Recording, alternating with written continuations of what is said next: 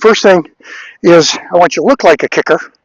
I see guys in camp come up and kind of do this stuff and put on the tee and try and fail. You're a kicker. You're not normally the quarterback. I was a little bit of both. You want to command the team when it's time to kick off. So get the ball from the rough, take two hands, get a good grip on it, put it straight up and down. Put it like this. Be nice and square to the field.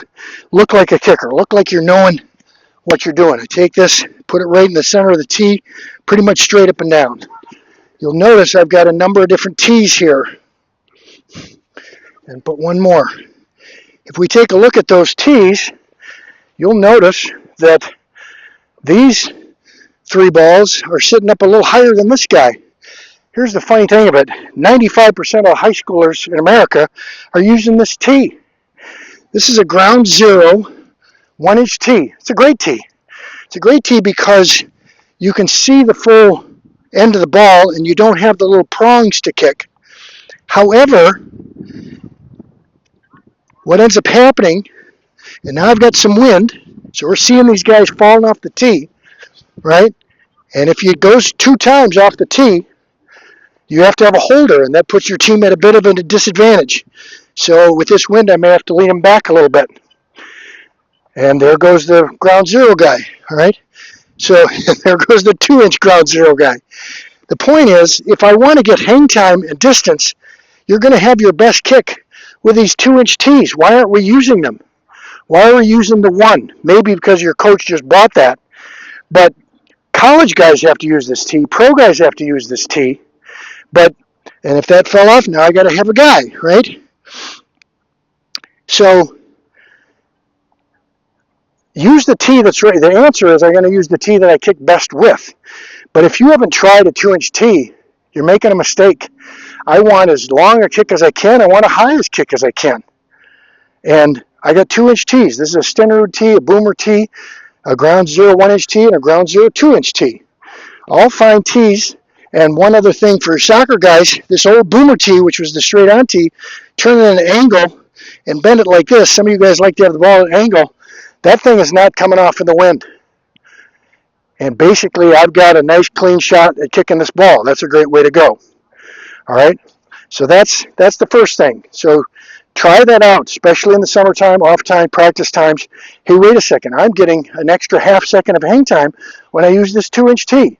In college, I used a tee much like this Stenrud tee. Put the arrow down. The prongs are angled just like I've angled that tee there. If I'm a straight-on guy, this Boomer tee is an excellent tee. Right? You could use the other tees as well. And this 2-inch ground zero tee is a great tee. Nice and high. Yeah, so now I put it that way, this ball isn't as stable. All right, let's go on to what I call Ghost Kickoff Drill. Most of you guys have experienced what I like to call chicken steps, right? If I was going to kick off and you take this big long run and somewhere along the line you screw up your steps and you take these little stutter steps and have to get back into it, in essence, you stole all the energy that you were going to use to put into this kick and put it into this crazy shuffle step. We don't want to do that. So if I'm going to kick off, I'm just going to pretend. So here's the drill that you want to do. And frankly, again, for younger guys to the older guys, I did this every summer. So I'm going to stand there. I don't have to have a ball here. All right.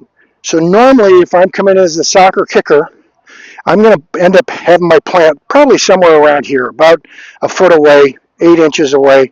I'm going to be here kicking through and trying to keep my shoulders square to the target. So what you want to do to find your steps is I'm going to turn around. I'm going to go at the angle that I would take to get to this ball and pretend that there's a ball out there somewhere. I don't care where. You could have a partner show you, or you can just try to keep an eye on where you're going to go. I want to walk, run, attack. I want to build up enough speed at the end here.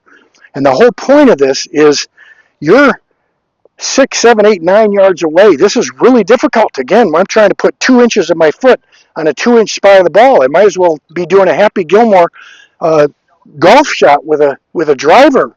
How can I do that? How can I get that driver in the right same spot? Well, that's what your foot is doing.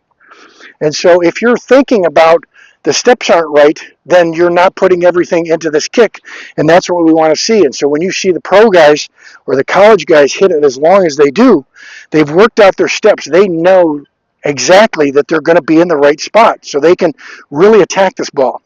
So to figure out what those steps are, I turn around and I'm going to walk, run, attack. There's a ball out there somewhere. So in that line, here we go. Walk, run, right. So now I can turn around, and now let me take, all right, I take a look at the yard line here, and I'm 7.5. 1, 2, 3, I'm 4. So my numbers would be 7.5 yards, and 1, 2, 3, 4. If I go right here, and let's see if this is true, if I walk, run, attack now, I should end up in a good spot to kick. So I walk, run, and that felt about right. Right? I didn't have to chicken step. I didn't have to stutter step. All right, let's just do it one more time. Walk, run, back. Okay, so there's that. I'm 7.5. 1, 2, 3. Hey, I'm pretty consistent with that. So I feel good about that. The other thing that you can do now that you know, in essence, the real number in your head was this. So here's 7.5 and 4 to the side. Now if I could just picture a circle around me, can I walk this circle, right? It wouldn't just be a straight line anymore. If I was going to walk a circle, I'm here, I keep moving around. Let's say I stopped right here, like a lefty. Walk, run, attack. Hey, I'll be darned if I'm not in the right spot to kick this ball. Once you know that, right, once I can get out here, I don't have to pace it anymore. I can just get to 7.5. I'm just going to pace my 1, 2, 3, 4. And now look what I do. Right, I'm in the game, and I've done this. Where am I going to kick off? Well, if you're astute watching that, I'm going to kick deep right. Why? Because my 7.25 was here, but now I took a couple of goofball steps, did a little toe tap, and now I'm in a better position to walk, run, and attack, and kick through to the right. It's a way to disguise what you're doing.